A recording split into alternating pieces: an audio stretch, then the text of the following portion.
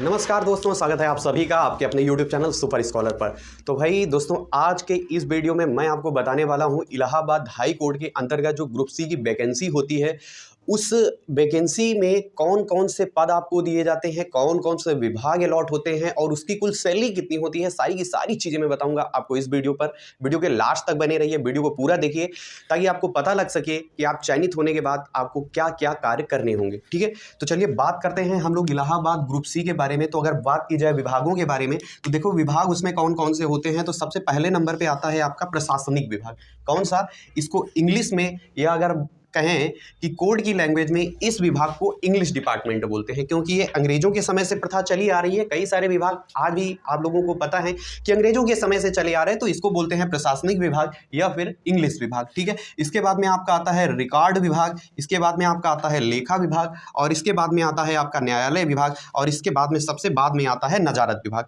अब ये सारे के सारे आपके विभाग हो गए। अब बात आती है कि इन विभागों में कार्य क्या क्या होता है। तो देखो मेरे प्यारे दोस्त, जो जिसकी नियुक्ति, मान लो नियुक्ति तो सबकी इलाहाबाद हाई कोर्ट में होगी या आपके सेशन कोर्ट में होगी जो आपका जिला सत्र न्यायालय है। इसको आप उसी प्रकार से समझिए जैसे कोई विद्यालय होता है तो उस विद्यालय के बहुत सारे अनुभाग होते हैं, जैसे लाइब्रेरी अनुभाग हो गया आपका, ठीक है, कंप्यूटर अनुभाग हो गया, एडमिनिस्ट्रेटिव बिल्डिंग हो गई। तो उसी प्रकार से ये क्या है, ये इलाहाबाद हाई कोर्ट के सब पार्ट हैं। तो बात आती है जैसे मान लो कोई भी आप ही में से कोई होगा जो प्रशासनिक विभाग के लिए चयनित हुआ, तो उसको क्या क्या कार्य करने होंगे। और बात की जाए प्रशासनिक विभाग की, तो प्रशासनिक विभाग अपने आप में एक बहुत ही महत्वपूर्ण विभाग है। काम क्या क्या होते हैं इसकी? तो इसका काम होता है जैसे किसी की ड्यूटी लगाना हो गया, किसी का ट्रांसफर करना हो गया। विविध हाई कोर्ट, विविध हाई कोर्ट का मतलब क्या हो गया, जैसे इलाहाबाद हाई कोर्ट है तो इलाहाबाद हाई कोर्ट, मान लो उत्तराखंड हाई कोर्ट है ना, तो इन दोनों के बीच में समन्वय बिठाना, या उत्तराखंड हाई कोर्ट का कोई जजमेंट आया है तो उस जजमेंट को अपने पास रखना, यानी कि अदर स्टेट के हाई कोर्ट के और सुप्रीम कोर्ट के जजमेंट को अपने पास रखना। ट्रांसफर इत्यादि का कार्य इसी यानी कि प्रशासनिक विभाग के द्वारा ही होता है। ठीक है, होपफुली आप समझ गए होंगे। और इसका जो ये प्रशासनिक विभाग है, प्रशासनिक विभाग का जो हेड होता है उसको बोलते हैं मुख्य प्रशासनिक अधिकारी, और अपने आप में यह विभाग सबसे ज़्यादा महत्वपूर्ण विभाग है, प्रशासनिक विभाग। इसके बाद में आता है आपका रिकॉर्ड रूम। तो रिकॉर्ड रूम का क्या मतलब होता है, जैसा कि नाम से ही स्पष्ट हो रहा है, रिकॉर्ड रूम।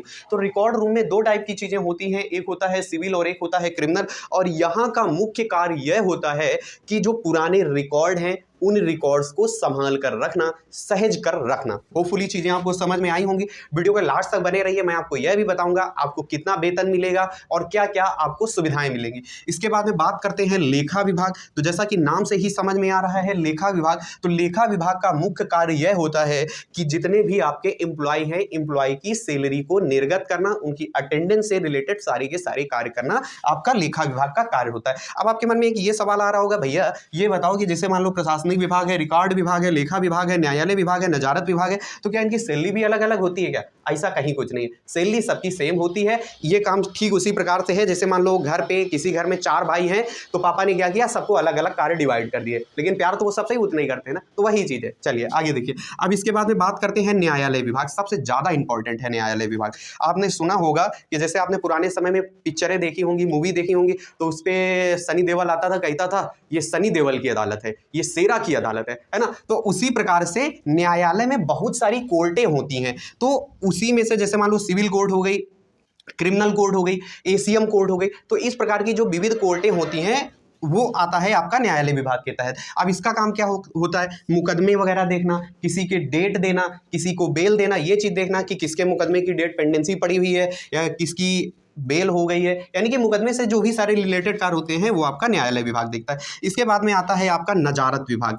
अब देखो नाम से ही कुछ समझ में आ रहा है कि ये अंग्रेजों के समय का है, और जो नजारत विभाग का हेड होता है उसको बोलते हैं नाजिर। क्या बोलते हैं? नाजिर। जब आप जाओगे कोर्ट में तो आपको पता लग जाएगा। और नजारत विभाग का जो मेन काम होता है, जो ग्रुप डी के एम्प्लॉय होती हैं, ग्रुप डी के एम्प्लॉय इसके नजारत के अधीनस्थ कार्य करते हैं। और इसका जो मेन काम होता है वो होता है कोर्ट का कायाकल्प देखना, मतलब कोर्ट की जो डेली ज़रूरतें होती हैं, डेली ज़रूरतें इन द सेंस फर्नीचर नहीं है या कोई चीज़ है नहीं, तो उन सारी चीज़ों को कौन देखता है? नजारत विभाग देखता है। तो ये सारे के सारे आपके हो गए विभाग। अब मैं आपको बताता हूँ इस पर आपको वेतन कितना मिलेगा, मूल वेतन कितना मिलेगा, तो सारी की सारी चीज़ें मैं आपको तो देखो दोस्तों, अभी तक मैंने आपको, क्योंकि नौकरी वेतन के लिए ही की जाती है, तो वेतन की अगर बात की जाए तो जो आपका बेसिक पे होता है, बेसिक पे होता है आपका 21,700 रुपए। ठीक है, बेसिक पे आपका कितना हो गया? 21,700 रुपए।